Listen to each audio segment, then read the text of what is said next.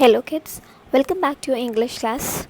In the last lecture, we had seen the story of Lencho, in which the end was a sorrowful end, and due to the hailstorm, all his crops have got destroyed, and now he is worried about the earnings of the year that is coming ahead. So, let's see what happens ahead. But in the hearts of all who lived in that solitary house in the middle of the valley, there was a single hope: help from God. Don't be so upset, even though this seems like a total loss. Remember, no one dies of hunger. That's what they say: no one dies of hunger. All through the night, Lencho thought only of this one hope: the help of God, whose eyes, as he had been instructed, sees everything, even what is deep in one's conscience. Lencho was an ox of a man, working like an animal in the fields, but still he knew how to write. The following Sunday, at daybreak, he began to write a letter which he himself would carry to town and place in the mail. It was nothing less than a letter to the God. God, he wrote, if you don't help me, my family and I will go hungry this year. I need 100 pesos in order to sow my field again and to live until the crop comes because the hailstorm. He wrote to God on the envelope, put the letter inside, and still troubled, went to the town. At the post office, he placed a stamp on the letter and dropped it into the mailbox. One of the employees, who was a postman and also helped at the post office, went to his boss laughing heartily and showed him the letter of the God. Never in his career as a postman had he known that address. So what happens ahead? जो भी लोग उस solitary मतलब अकेला, क्योंकि हमने starting में देखा था कि that house was a solitary house, तो उस वैली के बीचों बीच बना हुआ वो सॉलिटरी हाउस, वहाँ पे जितने भी लोग थे उन सब के पास बस एक होप बची थी, दैट वाज भगवान से मिलने वाली हेल्प. सब ने उन्होंने हमेशा सुना था कि कभी किसी चीज़ को अपसेट, कभी किसी चीज़ के लिए इतना अपसेट मत हो कि तुम सारा का सारा होप खो बैठो. इतना याद रखो कि कोई भी भूखे नहीं मरता है. ऐसा कहते हैं लोग, कोई भी भूखे नहीं मरता है. उस पूरी रात लेंचो सिर्फ इस एक थॉट में था कि उसकी मदद अब सिर्फ और सिर्फ भगवान कर सकते हैं. वो भगवान, जैसा कि उसको बताया गया था, जो सब कुछ देखते हैं, इवन वो चीज़ें जो एक इंसान के कंसाइंस में होती हैं. कंसाइंस मतलब वो एक गट फीलिंग जो हमें बताती है कि कोई चीज़ जो हम कर रहे हैं वो सही है या गलत. That is the inner conscience. Lencho was an ox of a man. Ox of a man एक फ्रेज़ है जिसका मतलब एक ऐसा इंसान जो कि बहुत मेहनती हो. तो वो उसी मेहनत से अपने फील्ड्स में काम करता था, लेकिन फिर भी उसे लिखना पढ़ना आता था. जो संडे आया उसके बाद दिन डे ब्रेक का टाइम था. डे ब्रेक यानी कि वो टाइम डे का when we go for a break for lunch and stuff. उसने एक लेटर लिखना शुरू किया जो वो खुद टाउन लेकर के जाता और मेल बॉक्स में डालता.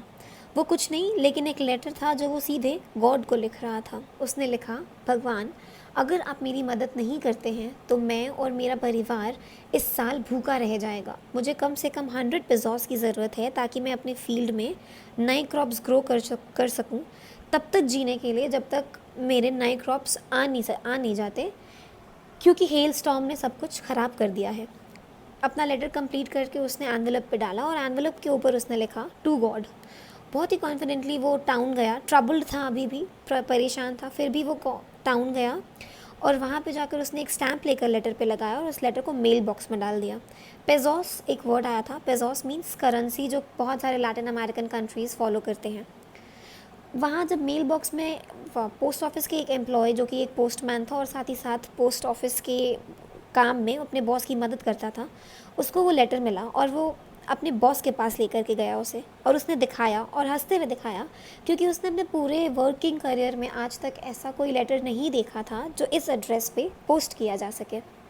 The postmaster, a fat, amiable fellow, also broke out laughing, but almost immediately he turned serious and tapping the letter of the desk commented, what faith! I wish I could had a faith of man who wrote this letter, starting up a correspondence with God. So in order to shake the writer's faith in God, not to shake the writer's faith in God, the postmaster came up with an idea: answer the letter. But when he opened it, it was evident that to answer it, he needed something more than goodwill, ink, and paper. But he stuck to his resolution. He asked for money from his employees. He himself gave a part of his salary, and several friends of his were obliged to give something for an act of charity. It was impossible for him to gather together the 100 pesos, so he was able to send the farmer only a little more than half. He put the money in an envelope addressed to Lencho, and with it a letter containing a single word as a signature, God.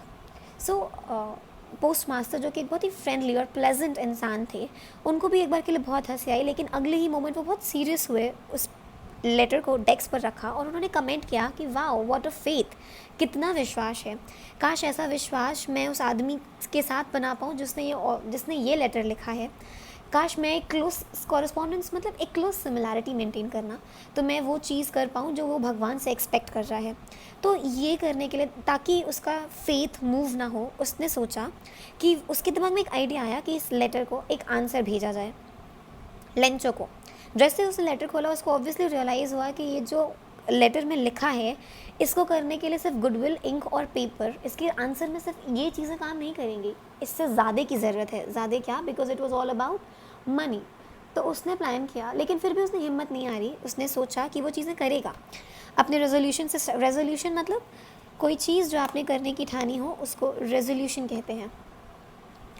उसने अपने employees से पैसे मांगे, उसने खुद भी अपने salary का एक हिस्सा दिया, और उसके बहुत सारे दोस्त बहुत खुशी खुशी एक एक्ट ऑफ चैरिटी का पार्ट बनने के लिए उन्होंने भी सर्व किया। लेकिन उसके लिए पूरे 100 पेसोस कलेक्ट कर पाना इम्पॉसिबल था, तो उसने उस फार्मर के लिए आधे से थोड़े ज़्यादा पेसोस कलेक्ट किए, उन सबको एक एनवेलप में डाला और उसके ऊपर एक सिंपल सा एड्रेस लिखा, जिसके सिग्नेचर में सिर्फ और सिर्फ गॉड लिखा था। Do not forget to attempt these oral comprehension check. आगे बढ़ते हैं। The following Sunday, Lencho came a bit earlier than usual to ask if there was a letter for him. It was the postman himself who handed the letter to him, while the postmaster, experiencing the contentment of a man who has performed a good deed, looked on from his office. Lencho showed not the slightest surprise on seeing the money, such was his confidence, but he became angry when he counted the money. God could not have made a mistake, nor could he have denied Lencho what he had requested. Immediately, Lencho went up to the window to ask for a paper and ink.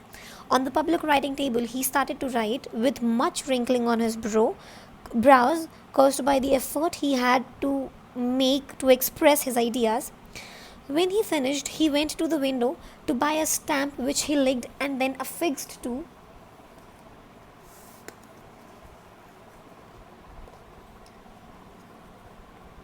the envelope with a blow of his fist. The moment the letter fell into the mailbox, the postmaster went to open it. It said, God, of the money that I asked you, only 70 pesos reached me. Send me the rest, since I need it very much. But don't send it to me through the mail, because the post office employees are a bunch of crooks. Lencho. So, आगे क्या हुआ? अगले Sunday Lencho थोड़ा जल्दी post office पहुंच गया ये check करने के लिए कि क्या उसके लिए कोई लेटर आया है।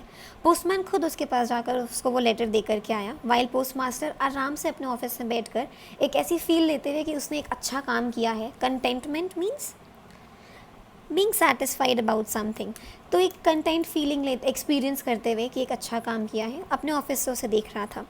लेंचो ने हल्का सा भी सरप्राइज़ नहीं दिखाया एनवेलप में मनी देखकर, उतना कॉन्फिडेंट था वो। लेकिन उसको गुस्सा ज़रूर आया तब जब उसने पैसे गिने। उसने सोचा कि भगवान से तो गलती नहीं हो सकती, ना ही वो मुझे किसी चीज़ के लिए मना कर सकते हैं जो मैंने रिक्वेस्ट किया हो। डिनाइड मीन्स मना करना।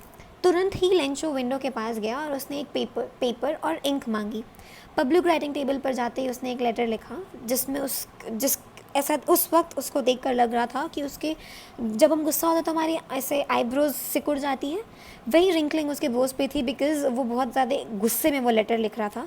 So the anger was quite evident. जैसे ही उसने लेटर लिखना ख़त्म किया, वो विंडो पर गया, एक स्टैम्प खरीदा, उस पर उसको लिख किया ताकि वो चिपका सके, और ज़ोर से मुक्का मारते हुए ब्लो ऑफ द फिस्ट से उस स्टैम्प को उस एनवेलप पे चिपका दिया।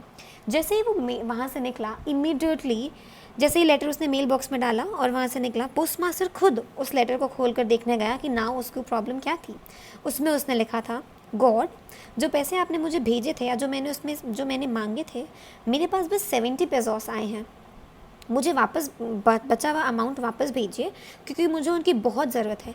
हाँ, लेकिन एक बात ज़रूर याद रखिएगा कि मेल के थ्रू मत भेजिएगा, क्योंकि पोस्ट ऑफिस के जो एम्प्लॉयज़ हैं, they are a bunch of crooks.